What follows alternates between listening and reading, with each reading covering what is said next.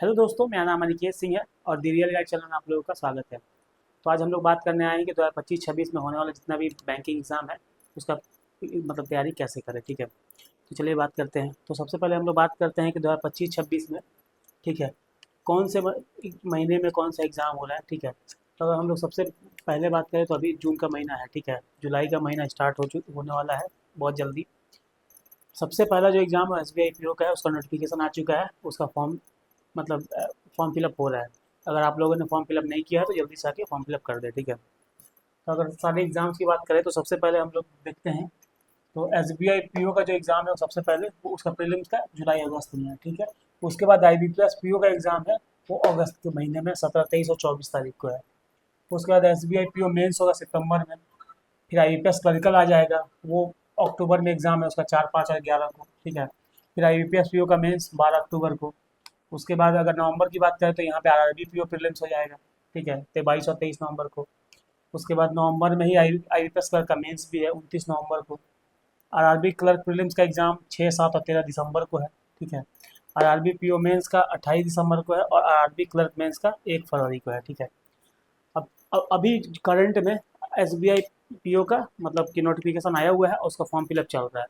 ठीक है, और अगले हफ्ता या कुछ दिनों में IBPS PO का भी नोटिफिकेशन आ जाएगा, क्योंकि उसका भी एग्ज़ाम जो है प्रीलिम्स का वो 17, 23 और 24 अगस्त को है। ठीक है, तो हम लोग सबसे पहले बात करेंगे कि अभी आने वाला जो भी एग्ज़ाम है, ठीक है, जितने दिन भी बचे हैं हमारे पास उतने दिनों में हम लोग तैयारी कैसे करें। ठीक है, तो सबसे पहले हम लोग बात करेंगे अगर कैंडिडेट्स की, तो वो दो तरह के होते हैं, एक फ्रेशर और दूसरे जो एग्ज़ाम दे रहे हैं उनका multiple exam prelims exam clear हो रहा है पर थोड़े थोड़े के लिए मेंस में रुक जा रहे हैं। ठीक है, तो सबसे पहले अगर हम लोग फ्रेशर्स की बात करें तो फ्रेशर्स में ऐसे कैंडिडेट आते हैं जो एकदम से तैयारी अभी स्टार्ट किए हैं या तो फिर वो तैयारी पहले से कर रहे हैं और उनका प्रीलिम्स क्लियर नहीं हो रहा है, कुछ कुछ मार्क्स से रह जा रहा है। ठीक है, तो अगर फ्रेशर्स की बात करूँ तो सबसे पहले जो उनका है उनको सिलेबस कंप्लीट करना पड़ेगा। ठीक है, सिलेबस सिलेबस का मैं एक वीडियो बना दूंगा। ठीक है, कि उसमें क्वांट में, रीजनिंग में और इंग्लिश में जो प्रीलिम्स में ये 3 सब्जेक्ट आता है तो उसमें क्या क्या सिलेबस है। ठीक है,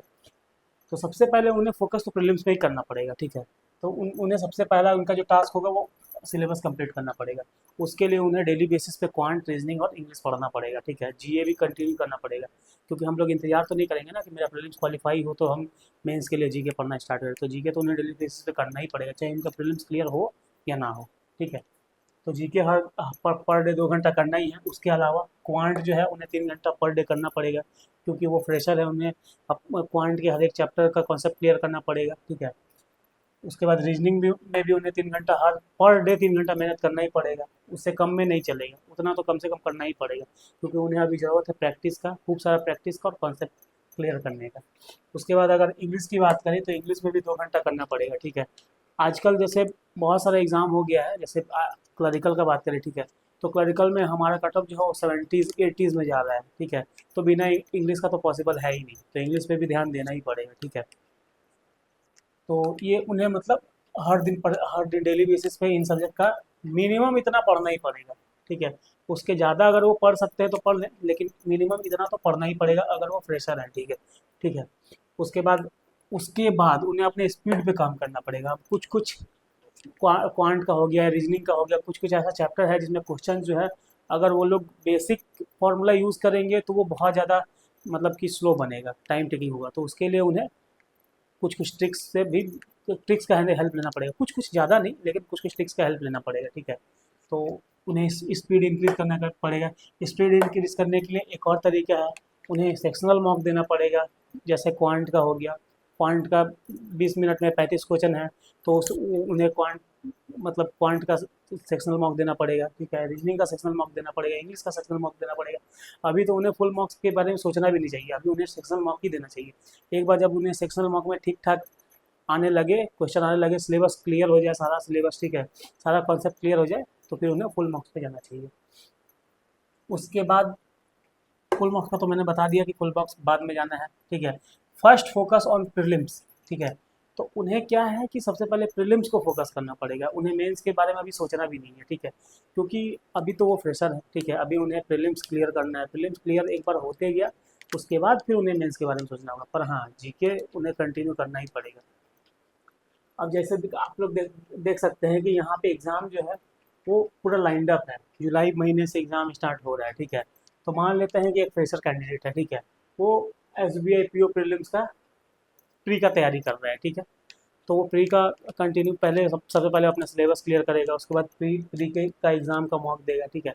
तो उसे प्री पर ही फोकस पर करना पड़ेगा। मान लीजिए हो सकता है जो पहला एग्ज़ाम दिया उसका प्री नहीं निकला, दूसरा एग्ज़ाम दिया उसमें प्री में कुछ मार्क्स से रह गया, तीसरा एग्ज़ाम दिया उसका प्री प्री क्लियर हो गया, ठीक है।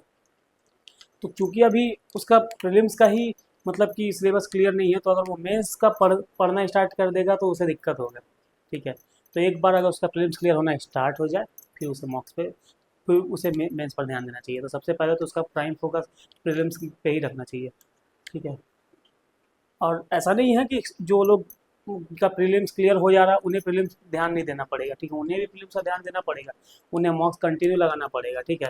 क्योंकि देखिए प्रीलिम्स भी इजी नहीं है। प्रीलिम्स अगर आप लोग प्रीलिम्स की बात करें तो मान लीजिए किसी एग्ज़ाम में 2000 4000 5000 वैकेंसी आ रहा है, उसके लिए 10 लाख 8 लाख 10 लाख 15 लाख लोग फॉर्म फिल कर रहे हैं। तो 15 लाख में से जैसे मेंस के लिए 10 गुना लोग उठाते हैं, तो मान लीजिए अगर 5000 वैकेंसी है तो 50,000 लोग को उठा रहे हैं। तो 15 लाख कैंडिडेट में 50,000 लोग को उठाना है। कंपटीशन इजी नहीं है, प्रीलिम्स का भी इजी नहीं है, ठीक है। उसमें मार्क्स 80 85 जा रहे हैं। IBPS क्लरिकल का आप अगर ये कट ऑफ देखें पिछले सालों का, कई स्टेट है जिसमें 80+ में कट ऑफ गया है, ठीक है। तो कंपटीशन तो प्रीलिम्स में ही है, तो प्रीलिम्स में ही सबसे पहले फोकस करना पड़ेगा। एक बार अगर आपका ऐसा आदत हो गया कि अगर आप प्रीलिम्स में बैठ रहे हैं और लगभग सारा प्रीलिम्स क्लियर हो जा रहा है, तो फिर आप मेंस आराम से चाहिए, फिर तो आपको प्रीलिम्स में मेहनत नहीं करना पड़ेगा, सिर्फ मॉक देना पड़ेगा। तो ठीक है। अब हम लोग उन कैंडिडेट की बात करेंगे जो एक्सपीरियंस हो चुके हैं, जिन जो एग्ज़ाम प्रीलिम्स में एग्ज़ाम बैठते हैं तो लगभग सारा प्रीलिम्स निकाल लेते हैं।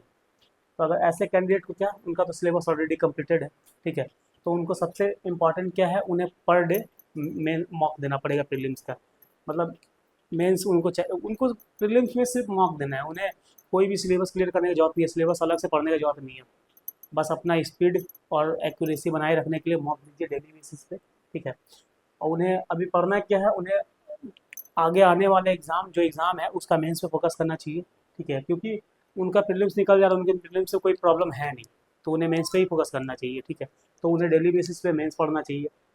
सेक्शनल मॉक में लगा सकते हैं वो, अगर जैसे मान लीजिए कोई कैंडिडेट है, ठीक है, अगर वो पढ़ रहा है, अगर उसको लगता है कि प्रीलिम्स में किसी पर्टिकुलर सेक्शन में उसके मार्क्स थोड़े कम आ रहे हैं, तो वो सेक्शनल मार्क्स देकर मतलब उसको इम्प्रूव कर सकता है, ठीक है। बाकी नहीं तो फुल मार्क्स दे उसके लिए सफिशियंट है, ठीक है।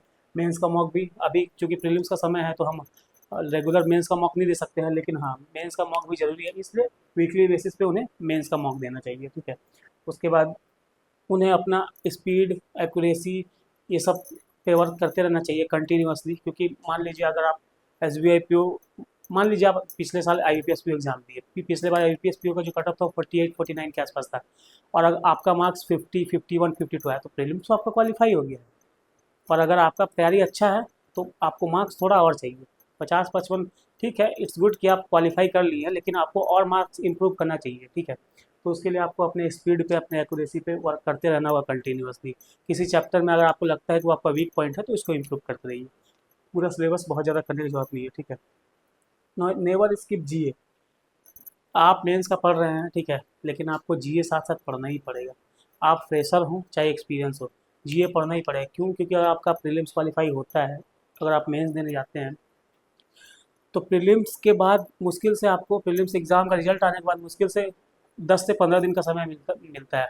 ये भी मैं ज़्यादा बोल रहा हूँ, पिछले सालों में तो कुछ कुछ में मेंस के 8 दिन पहले मतलब कि रिजल्ट आया है, तो समय ही नहीं मिला। तो अब आपको, और जब तक एग्ज़ाम का रिजल्ट नहीं आता है तब तक इंसान डायलेमा में ही रहता है कि मेरा होगा कि नहीं होगा। एग्ज़ाम कितना भी अच्छा है चल जाए, इंसान यही सोचता है कि मेरा होगा कि नहीं होगा, ठीक है।